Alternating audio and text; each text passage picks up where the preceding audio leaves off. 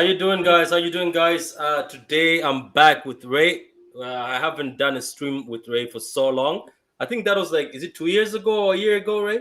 No, we must have done something last year, Patrick. I'm sure we did something. You probably were on my channel this year, early this year. I'm sure I've been on yours, but it's very infrequent. Hey guys, I've got to say, morning on say, if I get it right, morning on say to all of you. Hey Patrick, Mulibwanji. Did we know, Ray? Did we know? That's it. You remember that all the time. For those I don't oldies who remember was... it. Trust me, I don't remember. Google Translate is my friend. For all those who are surprised what language Ray is speaking, it's Chichewa because I'm from Malawi myself. But Ray, even the first time I met him, he asked me Mulibanji. I was very surprised that first time when you asked me that. I was like, oh, how does he know that? Wherever someone's from, if you know which country they're from, it's always nice to say hello or how are you in their own tongue. So, it's not hard.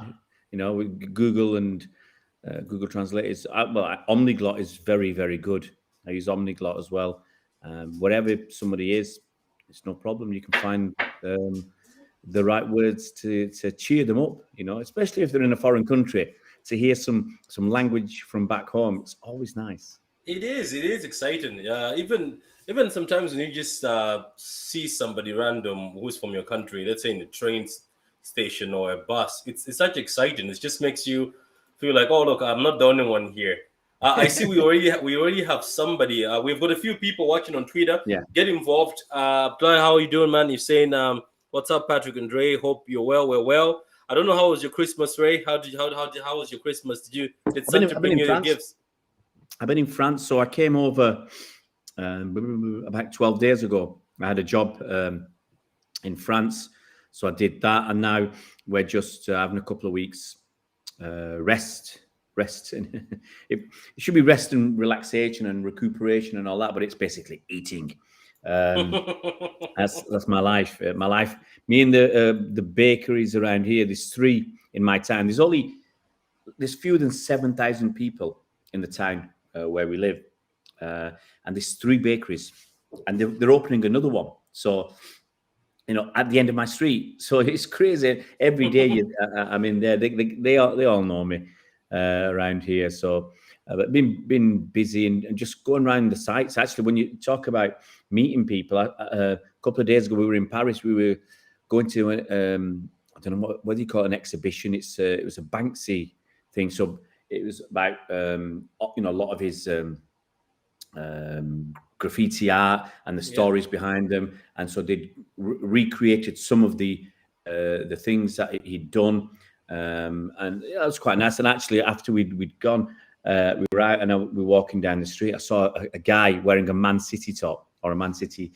Did you in Paris? So, yeah, so it was nice to see. I didn't speak to him. I've got my family there. You don't want to freak him out, like, oh, yeah, walking up to some random, somebody, and they think you're a weirdo. That's a nice hoodie, though. That's a nice hoodie you have on today. Yeah, it's nice. It's nice. I got it last year. I do like this black and rust color. It really is one of the best, not designs, but combinations. Over the last several years, It also goes with that jersey, the black and same color with the black one. I got that one as well. So yeah, it's a lovely hoodie. Gets whenever I can down the gym, you walk in there. When you're a City fan, you walk in there, your chest is out. I know. Even in the shops, like when you have your jersey on, right? Yeah, you walk different. You walk different. Oh, yeah. Why? If you look at Man United fans in the shops, they're always they either have a hoodie over their Man United jersey because they don't want anybody to see who they are. But the thing is, most of the Man United fans I see, they're plastic, so they walk around as if not really aware that Man United are getting pasted left, right, and centre. So that's how plastic they are. And we walk around, we're giving it large. We're City fans, we can do whatever we like.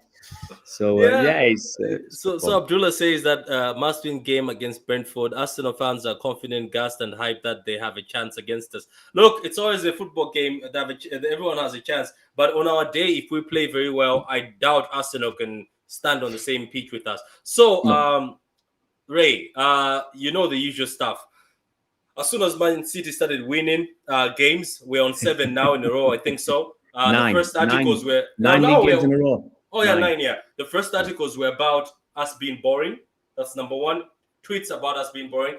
Now the new trend is, oh, we haven't seen such and such off the bus. We haven't seen such and such in training. What is happening? So what? How do you see what is happening now Look, in the Man City world? Because it's quite. I It's. did I wanted to talk about it because yeah. things And just keep coming.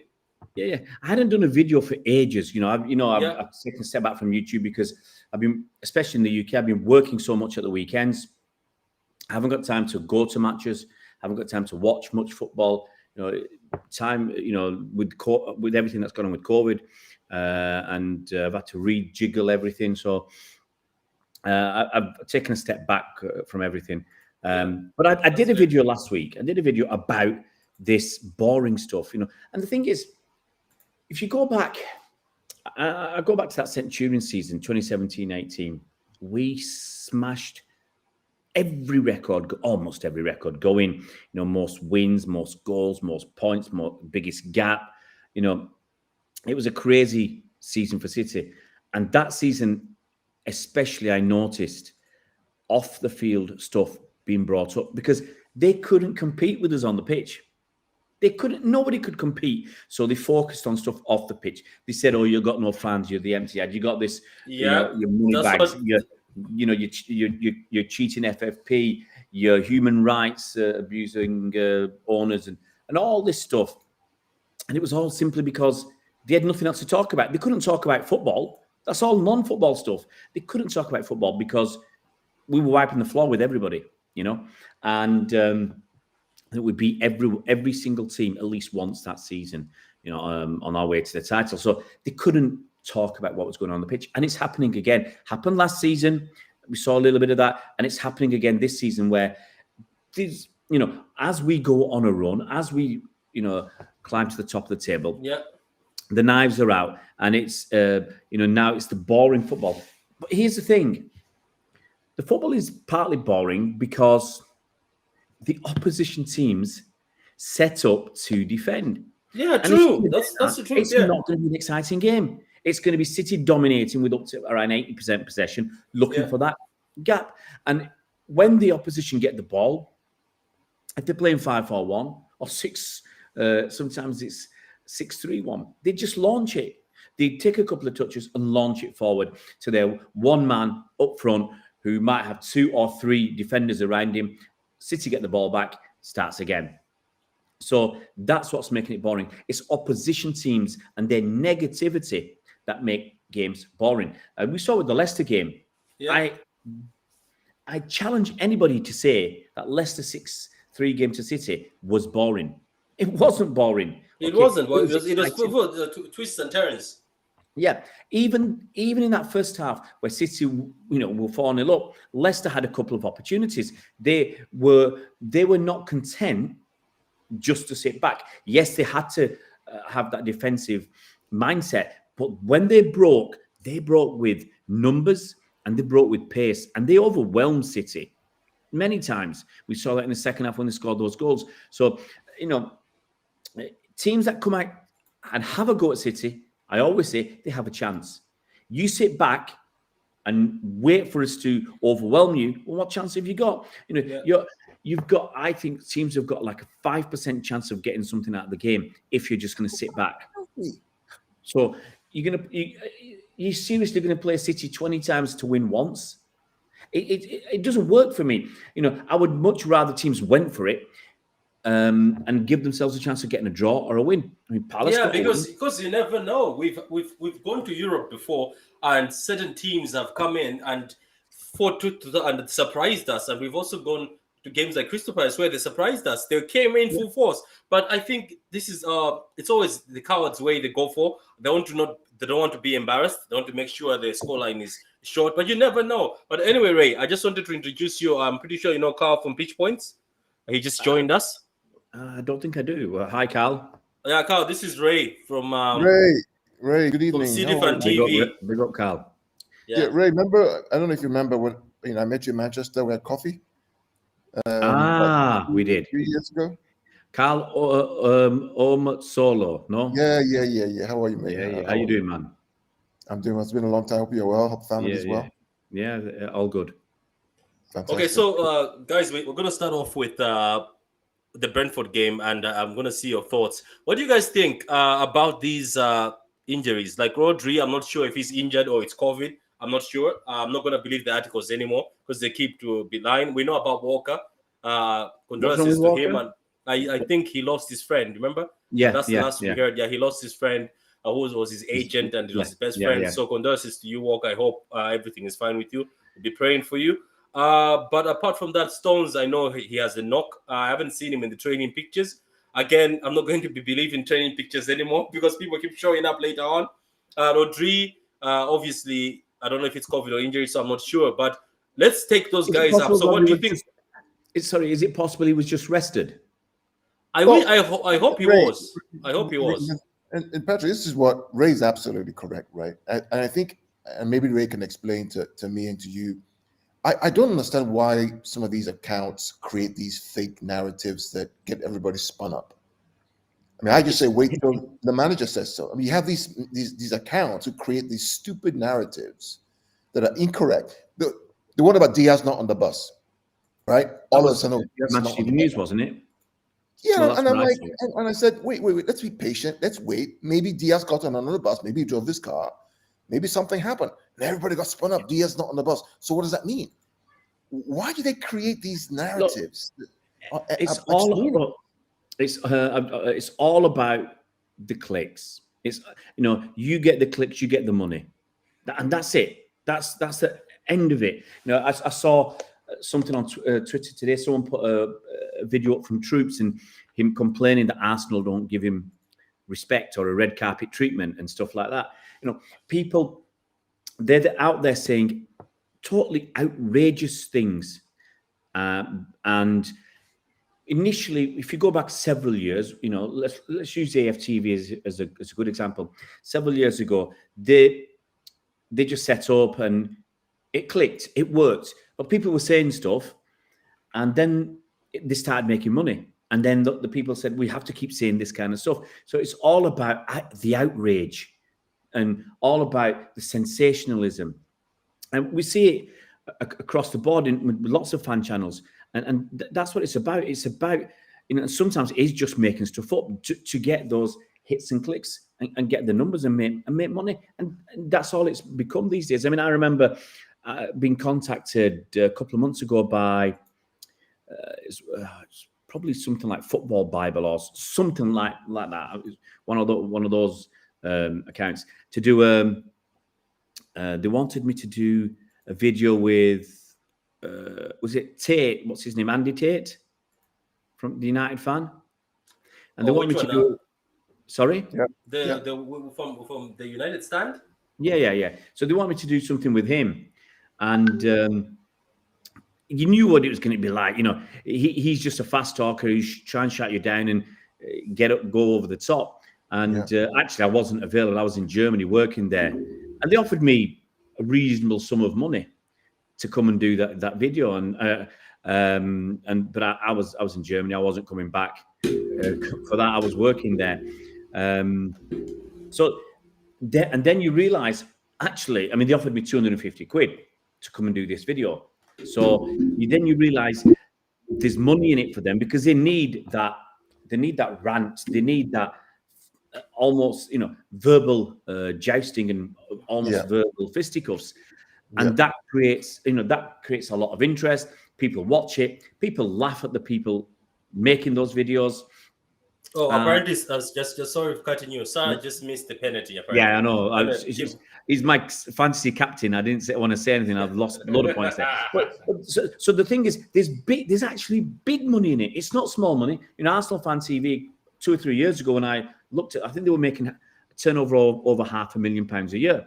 This huge money, and these guys have become mini celebrities. Let's say, and we have it at City as well, where people put out videos which are just clickbait videos, and that's it. Which have got no there's no chance of being true. You know, I remember one, I won't say who it was, doing a video about Dybala, I think it was a few years ago. Yeah. No chance him coming in the January, but people put these videos out knowing that it'll get whatever, 10, 12, 15,000 views. Yeah, Whatever they'll get people to watch it, yeah. That's it. And because City fans were interested in getting a new striker a few years back. And, you know, people watch it because it's people trust the people they see, the news or on channels. They trust those people. And, you know, they can write and you know, put out any old junk and they'll get several thousand views. So it's all about the money. You know, Right. So you want to, as I said, I'm not going to take much of your time, Ray, today. And Carl, I wanted the stream. I want to just make it a short stream. So Brentford, so far, have had an up and down sort of form. They were doing very well at the beginning. So recently, these are the results you can see. Can you see them on the screen? Yeah. So basically, they lost to Brighton just days ago. That is like a few days ago. Then on the 10th of December, they won against Watford. Watford haven't been in good form. Then they drew against Leeds. Then they lost away to Spurs.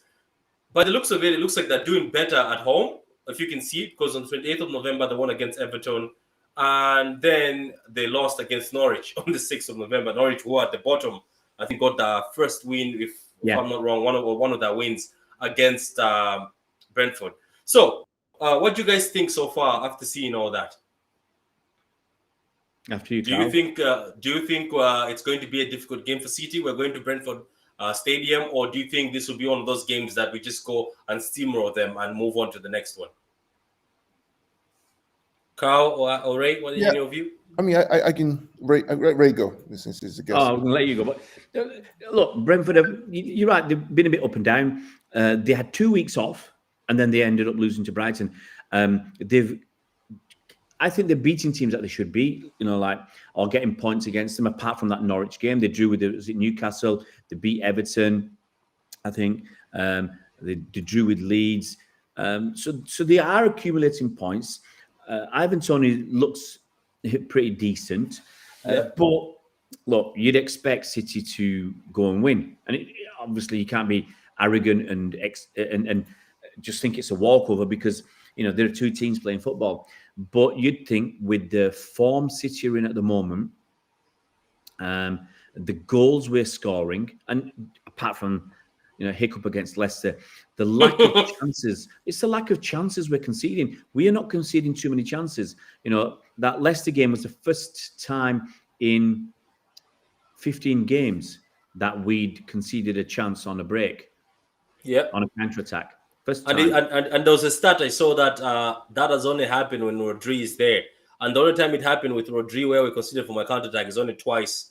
When Rodri's been there, it's only been twice in 16 games. Yeah. When Rodri's not been there for 3 games, it's happened 5 times. So, that tells you everything, huh? It tells you a lot.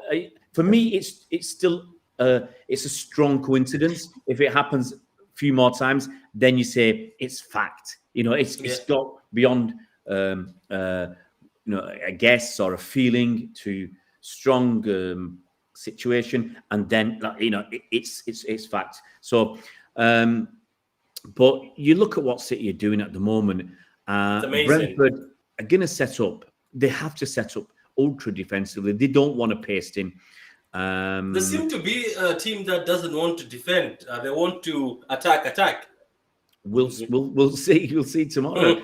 I think yes, they want to go on the front foot. They want to take it to teams, but I think I might be wrong. I think they'll try and be a little bit more pragmatic. But I don't think they'll be as ultra defensive as some teams have been against us. I think they will try and find a way to get at us.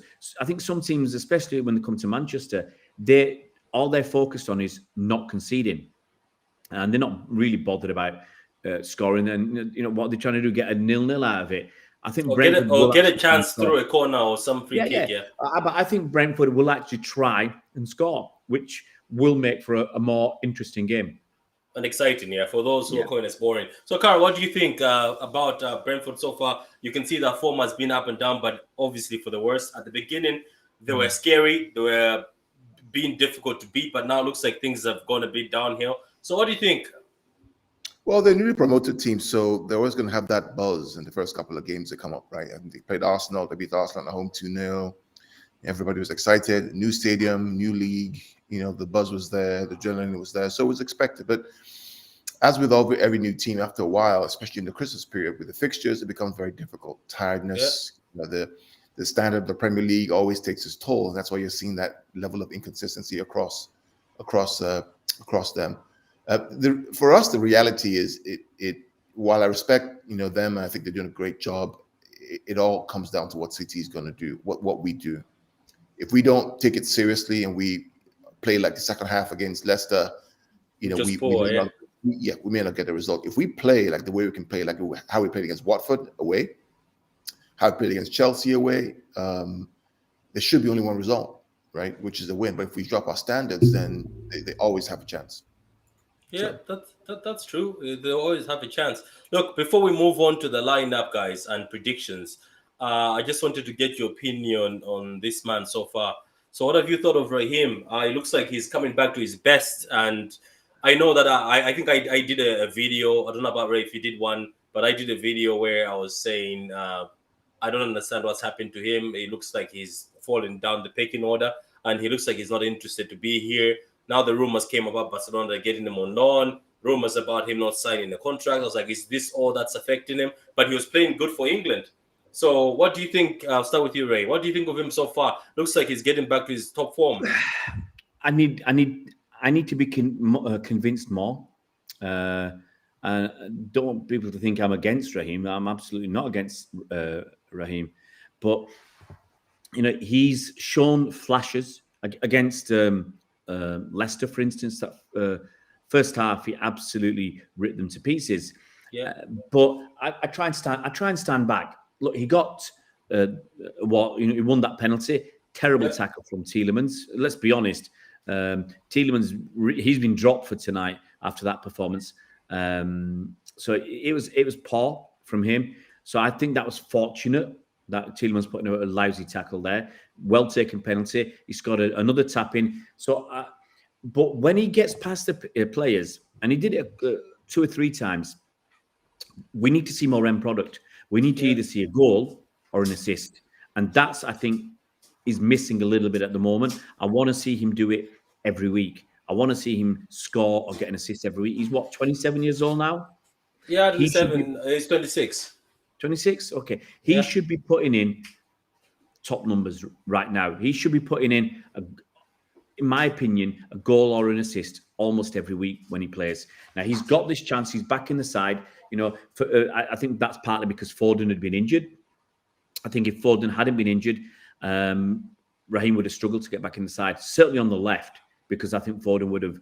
Do you think that? I thought the other reason was also because Foden and Grealish were frozen for a while as punishment. No, Raz was already back. Raz was already back whilst Foden was injured. So Raz was already back in the fold.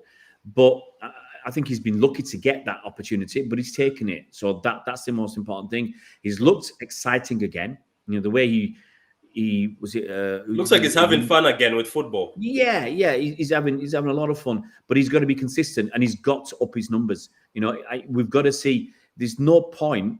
It's exciting to see his pace and take people on, but he's got to finish that off. He's got to round that off with goals and assists. We've got to see that end product. There's no point roasting your fullback 10 times and not getting a goal or an assist. You've got to. You got into dangerous positions. You've got to look up. You've got to get it right. No more hitting and hoping. If Salah's getting a goal and assist every game, then why shouldn't Raheem? Raheem is a class player. So I just think he has to up his numbers, be consistent, and he's back again. Same as Mahrez. Mahrez is back. So for both of them, just that consistency and doing it week in, week out. Don't do it against Leicester or Watford. When we play Arsenal, do it against Arsenal. When we play Chelsea in January, a couple of weeks after the Arsenal game, do it against them. Then I'll say you're back. Okay. Okay, strong words from Ray there, but very good points. What about yourself, Carl? Just a quick one on No, Raheem. I agree with Ray What have you thought 100%. so far? There's nothing to add to what Ray says is absolutely spot on. It's been my sentiment from day one. You know that, right? So, yeah, good one, Ray. Okay, just I can never let this go. Just something controversial. So, what about your It's not like man? you throw something controversial in there. Yeah. So, what Well, about him? And look, what have let you me, thought of him so far? But what let- do you think he's been frozen because of the issue? well, clearly, I mean, the fact that he went out, a night after Leeds 7-0 with Foden clearly is not what Pep Guardiola wants. I mean, for a man of when you come to City, there's a standard you need to keep, in my opinion, right? There's an exceptional standard you need to keep. This team has won 3 or 4 titles in for 5 years. Yeah. Got the Champions League final. You can't be messing around in a COVID situation at a bar. You can't. You just can't. I mean, you want to be like Messi. You want to be top. You have to dedicate. You have to sacrifice yourself and cut yourself off certain things in order to get to that level. So hopefully he will learn from it. I still like the guy. I still think it's 4 or 5 months he's been at City. He's going to learn a lot. It takes time. Yeah. And let's just see the guy unfold. He's still, a magnificent player. So that's my opinion. Okay. What about you, Ray? Anything you want to say on Grealish? Like how Grealish, he's been so far? Grealish. Look, most players take time. They take time to fit into the City system. Mahrez has taken time. Bernardo took a bit of time. Rodri's taken time. Everybody takes a bit of time. And Grealish is the same. Everybody said he was a big fish in a small pond. He could get away with stuff there on the pitch. He can't at City, So we expect more. We demand more.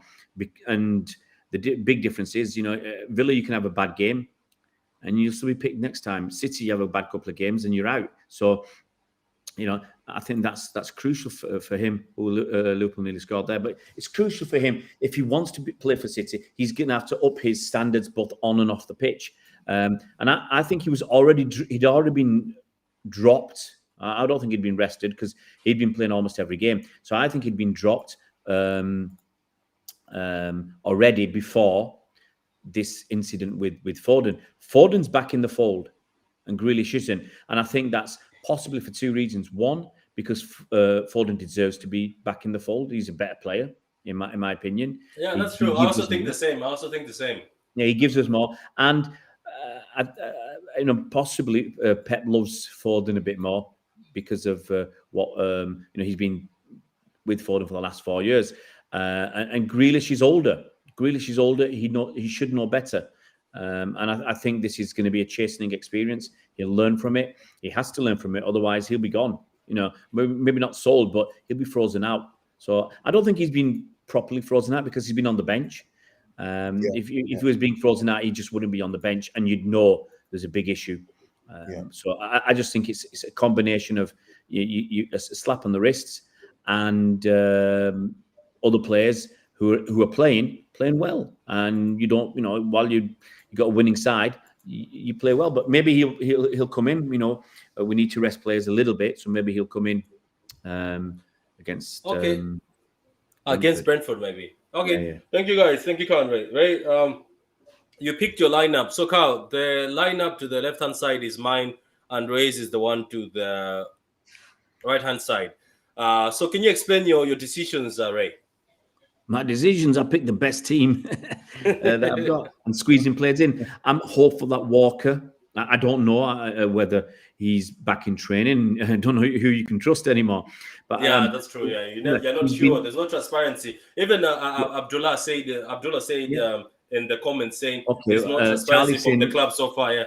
Yeah, Charlie saying Walker hasn't trained for the last 2 weeks, so it's possible, or probable that he won't play. That for me is a shame. So maybe your backline is going to. Hasn't been trained the past 2 weeks. I don't think. I don't think Pep's going to play Stones if Laporte is in good nick. It's just going to depend who Pep wants for the Arsenal game. Diaz, I think, is going to be there. So it may be that Stones will get a look in against Brentford, and will be back against Arsenal. So they also say Brentford have been heavily hit with injuries and COVID cases. Yeah. That's the reason why for the form.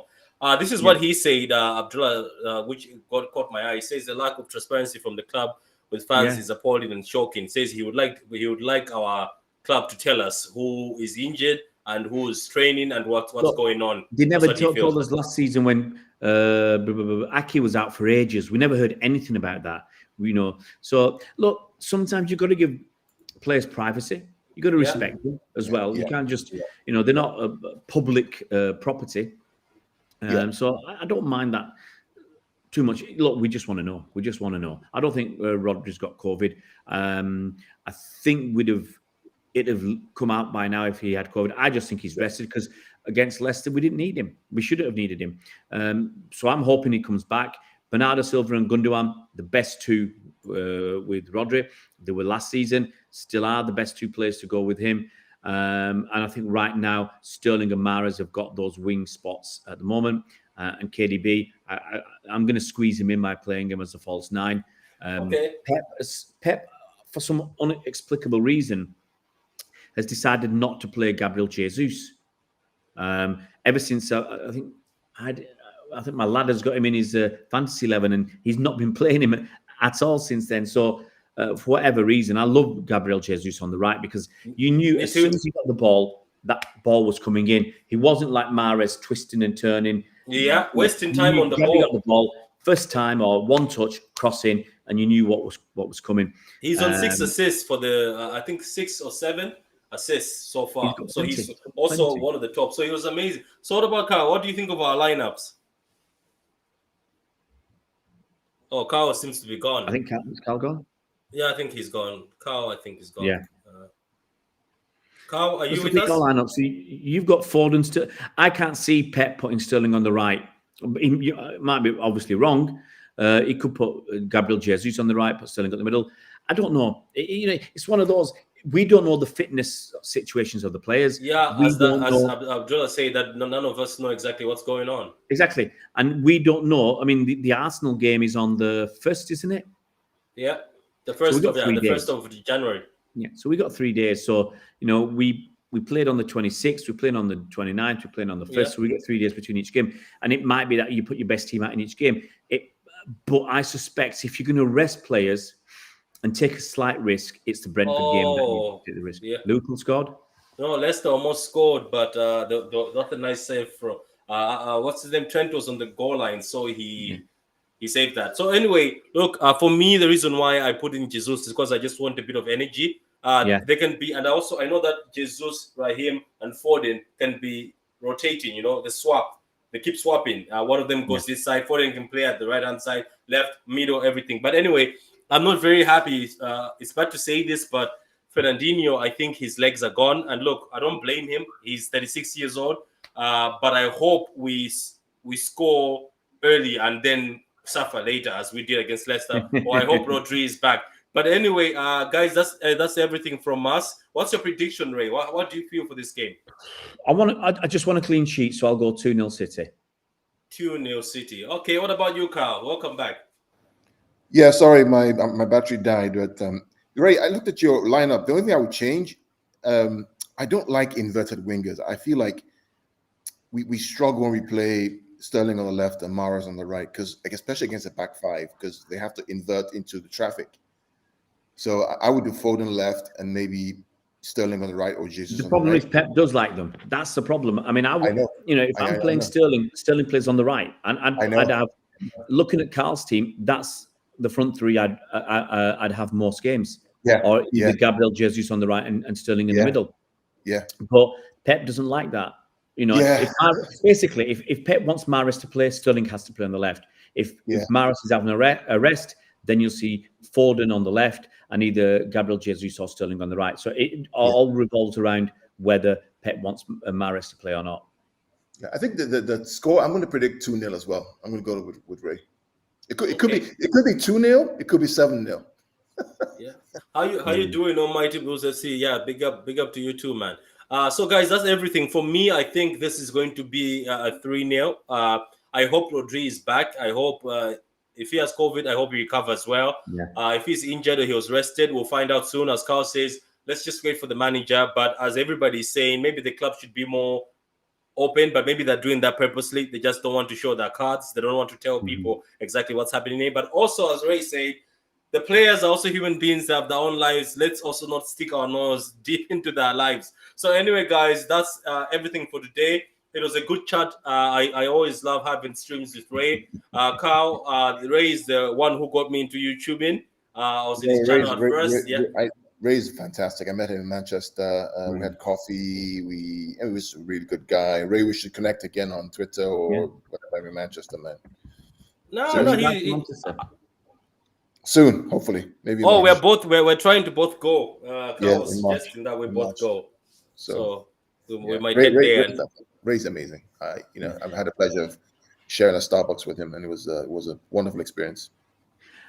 Before I go, I say thanks, Carl, and to you, my friend Patrick. I have to say, Yendani Bueno. Thank you very I'm trying my best, man. I know you are, and I think Salani Bueno. I can say Salani Bueno, can't I? Yeah, you can. Yeah, you can. Yeah, it means stay with peace. Pitani Ray, Bueno. Yendani Bueno is also stay with peace. Yeah, Carl Ray keeps learning Chichewa from my language from Google. So he says he's learning it from Google. And it was a pleasure to have you both, Carl and Ray. Hopefully we win this game and continue being top, and we win this league. And this year, I hope we go far in the Champions League and maybe actually win it. Anyway, guys, that's all for us tonight. Hopefully we meet again next time. If you haven't subscribed to the channel, go ahead and subscribe to the channel.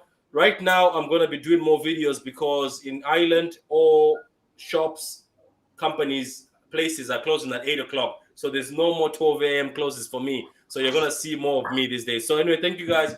I appreciate it. As always, come on, City.